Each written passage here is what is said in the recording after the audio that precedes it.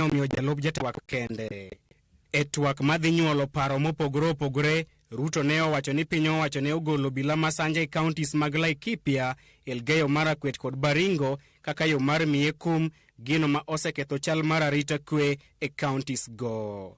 Ne omedo lieko ni piny owacho ne paro ni odhi tiyo kod obila masanja go kaka jolweny mage, gino ma osemiyo oganda mathoth owito ngimagi e lwet jonjore. The withdrawal of the National Police Reserve was really an unfortunate act, but because it was intended to punish William Ruto, never mind that many people lost their lives, is a real tragedy, but that is the nature of our politics in Kenya. Kata kamano, jalonye weche mag siasa Charles Midenga e twak mare achiel kachiel gi Ramogi TV okwedo wach makamano ka olero ni josiasa ok onego rwak siasa e weche mag arita kwe. Penjo mag weche mag security gin weche moluoro Kenya mzima moko ni obed ni ng'ato tugogo. Kaka nowacho no en gimo ningo bed kata ni itimo investigation. Mondo ng'eni to eto ong'e nade ni sirkal emane gete gi police reservice. Kes nowacho ni sirkal wacho ni police reservice go ni militia mage.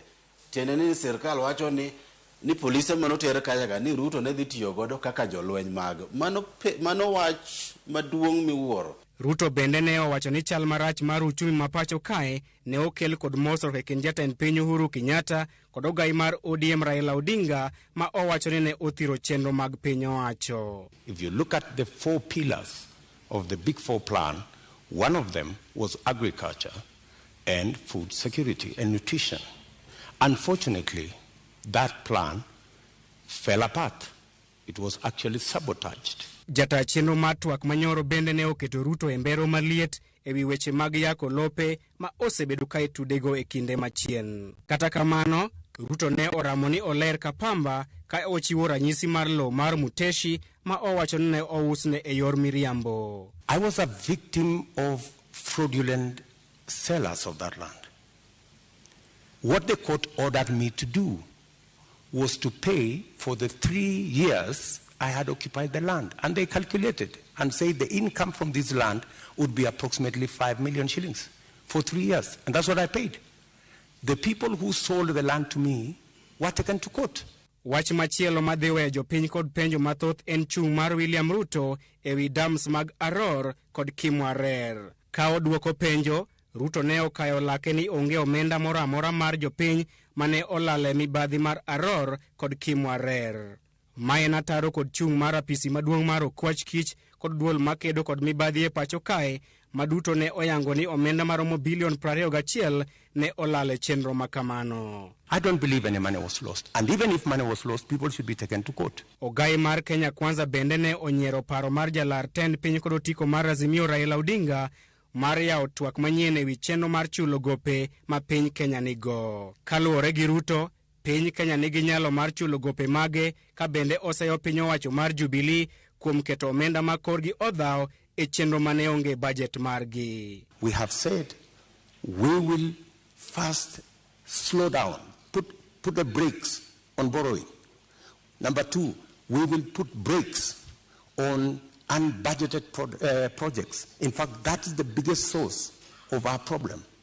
Projects that are not within the budget. Okil Kamaloka Charles Midenga yango ni bagni mar Ruto kod weche kinde twak manyoro nyalo mae ombulu ka bende osiro lwedo kang' mar Raila Odinga remi chope twak manyoro. Koso mar dhi Raila no komae ombulu, koso mar dhi Raila no miye pod en gombulu nikech yo mane Ruto odhi kuyocho to gi kaka no duoko penjo, dhano nene gi to gi kaka no oduoko penjo, no duoko penjo e yo moko winjore. Koro wanyalo wacho kendo ni kaka Ruto no wuoyo ochako medo Raila ombulu.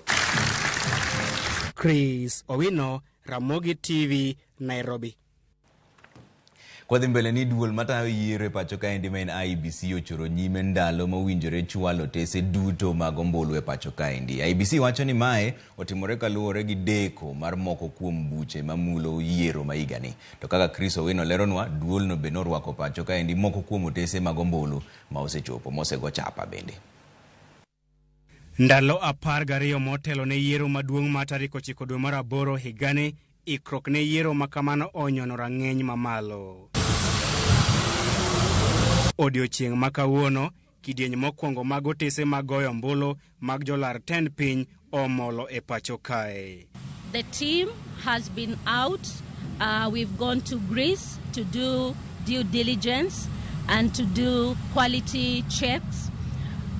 Basically, we went there to ascertain that the ballot papers is in accordance to the specifications that we gave the company to do this work.